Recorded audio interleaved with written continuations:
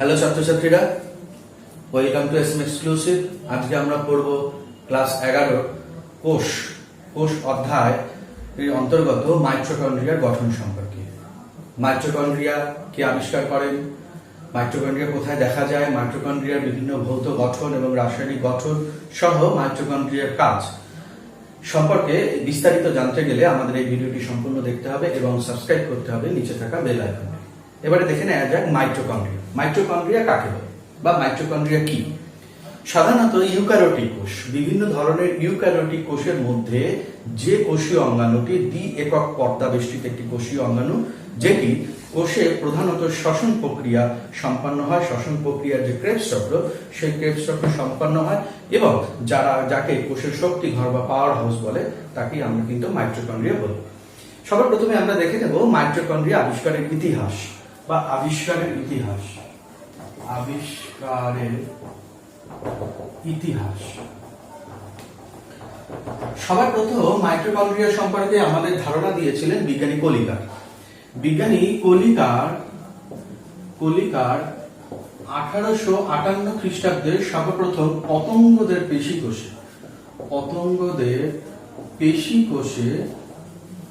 কোষে তিনি সর্বপ্রথম মাইটোকন্ড্রিয়া পর্যবেক্ষণ করেছিলেন। এর পরবর্তীকালে 1882 বিজ্ঞানী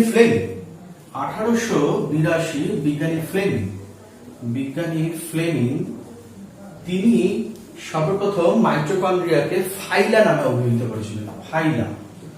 ফাইলা নাম দিয়েছিলেন তিনি সর্বপ্রথম মাইটোকন্ড্রিয়াদের ফাইলা নাম দিয়েছিলেন। এর পরবর্তীকালে সালটা 1894 বিজ্ঞানী অল্টম্যান তিনি সর্বপ্রথম মাইটোকন্ড্রিয়াকে বায়োপ্লাস্ট নামকরণ করেছিলেন। এর পরবর্তীকালে 1898 বিজ্ঞানী বেন্ডা সর্বপ্রথম মাইটোকন্ড্রিয়া নামকরণ করেছিলেন।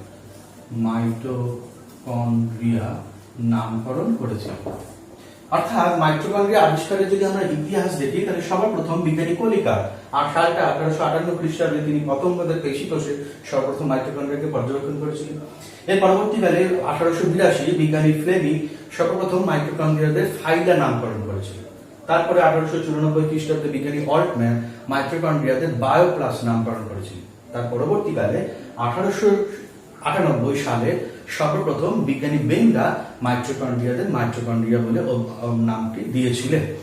এরপরে আমরা দেখে নেব যে মাইটোকন্ড্রিয়া কোথা থেকে উৎপত্তি হয়, অর্থাৎ মাইটোকন্ড্রিয়া কোষে কোন কোষীয় অঙ্গাণু বা কোষের কোন অংশ থেকে প্রধানত মাইটোকন্ড্রিয়া উৎপত্তি হয়, অর্থাৎ মাইটোকন্ড্রিয়ার উৎপত্তি। মাইটোকন্ড্রিয়া প্রধানত কোষের কোষ পর্দা, নিউক্লিয় পর্দা থেকে প্রধানত মাইটোকন্ড্রিয়া তৈরি হয়। এছাড়াও মাইটোকন্ড্রিয়ার মধ্যে নিজস্ব ডিএনএ থাকার কারণে, ডিএনএ এবং আরএনএ সংগঠন থাকার কারণে মাইটোকন্ড্রিয়া কিন্তু স্বপ্রজননশীল বা স্ব-উৎপাদনশীল, অর্থাৎ মাইটোকন্ড্রিয়া নিজেও মাইটোকন্ড্রিয়াকে তৈরি করতে পারে। প্রধানত কোষের কোষ পর্দা এবং নিউক্লিয় পর্দায় মাইটোকন্ড্রিয়া গঠনে মুখ্য ভূমিকা গ্রহণ করে।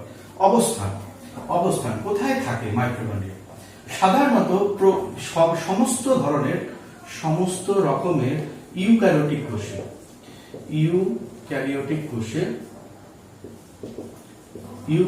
কোষে মাইটোকন্ড্রিয়া কিন্তু দেখা যায়। এরপরে আমরা দেখে নেব যে মাইটোকন্ড্রিয়ার আকৃতিটা কেমন হয়, অর্থাৎ মাইটোকন্ড্রিয়া কেমন। মাইটোকন্ড্রিয়া একটি দ্বি একক পর্দা বেষ্টিত কোষীয় অঙ্গাণু, অর্থাৎ বিজ্ঞানী রবার্টসন যে একক পর্দা বলেছিলেন, সেরকম দুটি একক পর্দা দিয়ে মাইটোকন্ড্রিয়া গঠিত। মাইটোকন্ড্রিয়ার গঠনে প্রধানত দু ধরনের পর্দা এবং দু ধরনের প্রকোষ্ঠ দেখা যায়। আমরা সর্বপ্রথমে একটা মাইটোকন্ড্রিয়ার গঠনটা এটা আমরা দেখি। মাইটোকন্ড্রিয়ার গঠনটা অনেকটা এইরকম। মাইটোকন্ড্রিয়া কে যদি লম্বচ্ছেদ অঙ্কন করা হয়, তাহলে মাইটোকন্ড্রিয়াকে দেখতে এইরকম। মাইটোকন্ড্রিয়ার গঠনে প্রধানত দুটো দ্বি একক পর্দা বেষ্টিত একটি কোষীয় অঙ্গাণু, যার মধ্যে দুটি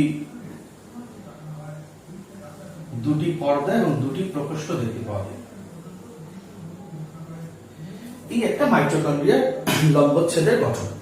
মাইটোকন্ড্রিয়ার মধ্যে দুটো পর্দা দেখতে পাওয়া যায়, একটিকে বলা হয় বহিঃপর্দা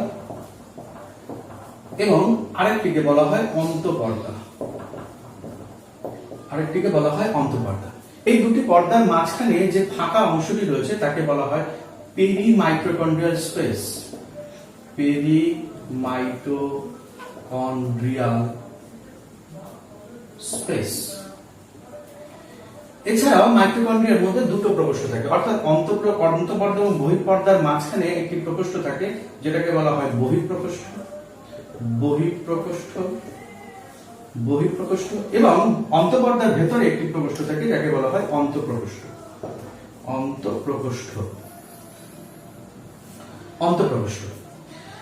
মাইটোকন্ড্রিয়ার যে অন্তঃপ্রকোষ্ঠের মধ্যে যে তরল অংশটি থাকে বা যে তরল অংশটি দ্বারা পরিপূর্ণ থাকে তাকে বলা হয় ধাত্র বা ম্যাট্রিক্স, অর্থাৎ এই অংশটিকে বলা হয় ধাত্র বা ম্যাট্রিক্স।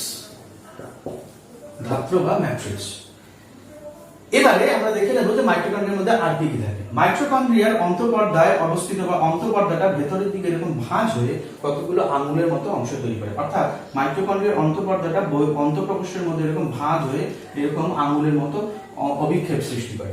এই সমস্ত অভিক্ষেপগুলোকে একসঙ্গে বলা হয় ক্রিস্টা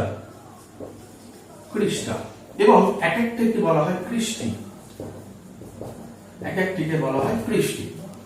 প্রতিটি ক্রিস্টির গায়ে এরকম র‍্যাকেট ব্যাটের মতো বা টেনিস ব্যাটের মতো এরকম কতগুলি দানা দেখতে পাওয়া যায়। টেনিস ব্যাটের মতো এরকম অসংখ্য দানা দেখতে পাওয়া যায়। এই দানাগুলোকে বলা হয় অক্সিজোম দানা বা F1 দানা বা ফার্নান্ডেজ মোরান অধ একক। কারণ বিজ্ঞানী ফার্নান্ডেজ ও মোরান বলে দুজন বিজ্ঞানী তারা সর্বপ্রথম এই অক্সিজোম দানাগুলোকে আবিষ্কার করেছিলেন। অর্থাৎ মাইটোকন্ড্রিয়ার ক্রিস্টার অন্তঃপর্দায় এরকম ভাবে কতগুলো টেনিস ব্যাটের মতো কতগুলো অংশ দেখতে পাওয়া যায় যেগুলোকে বলা হয় বা দানাদার অংশ দেখতে পাওয়া যায় যেগুলোকে বলা হয় অক্সিজোম দানা। এদেরকে F1 দানাও বলা হয়। বিজ্ঞানী ফার্নান্ডেজ ও মোরান দুজন বিজ্ঞানী তারা সর্বপ্রথমে এই অক্সিজোম দানাকে আবিষ্কার করেছিলেন বা পর্যবেক্ষণ করেছিলেন, তাই তাদের নাম অনুসারে একে ফার্নান্ডেজ মোরান অধ একক বলা হয়। এছাড়াও মাইটোকন্ড্রিয়ার বহিঃপর্দার গায়ে এরকম কতগুলি টেনিস বলের মতো গোলাকার কতগুলি দানা দেখতে পাওয়া যায়, যে দানাগুলোকে বলা হয় পার্সনের দানা বা অধ একক। বিজ্ঞানী পার্সন বলে একজন বিজ্ঞানী, তিনি সর্বপ্রথম এইগুলি আবিষ্কার করেছিলেন, তাই তার নাম অনুসারে এগুলিকে বলা হয় পার্সনের দানা। এরপরে আমরা দেখে নেব যে মাইটোকন্ড্রিয়ার মধ্যে যে থাকা অক্সিজোম দানা, সেই অক্সিজোম দানাগুলোর গঠন।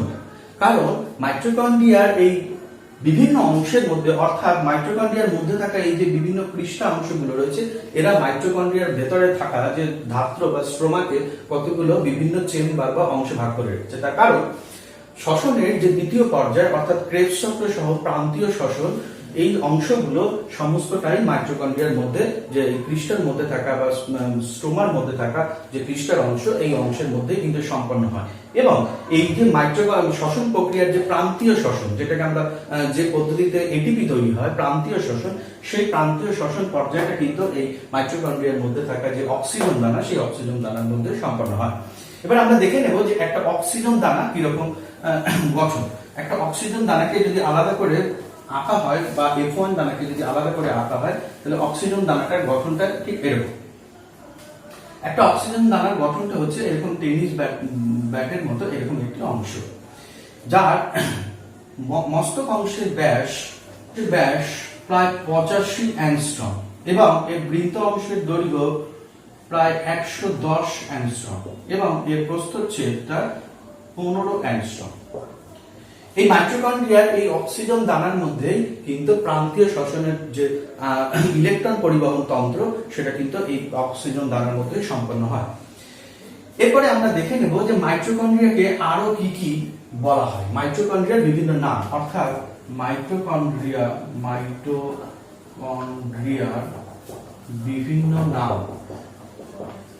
বিভিন্ন নাম। মাইটোকন্ড্রিয়া আরো অনেকগুলো নামে কিন্তু পরিচিত। এক, বায়োপ্লাস্টম, দুই, কন্ড্রিওজোম, আর তিন, প্লাজমোজোম। অর্থাৎ মাইটোকন্ড্রিয়া আরো বায়োপ্লাস্ট, কন্ড্রিওজোম এবং প্লাজমোজোম নামেও কিন্তু আমাদের কাছে পরিচিত। এরপরে আমরা দেখে নেব মাইটোকন্ড্রিয়ার রাসায়নিক উপাদান। মাইটোকন্ড্রিয়ার মধ্যে কি কি রাসায়নিক উপাদান থাকে। মাইটোকন্ড্রিয়ার রাসায়নিক উপাদান।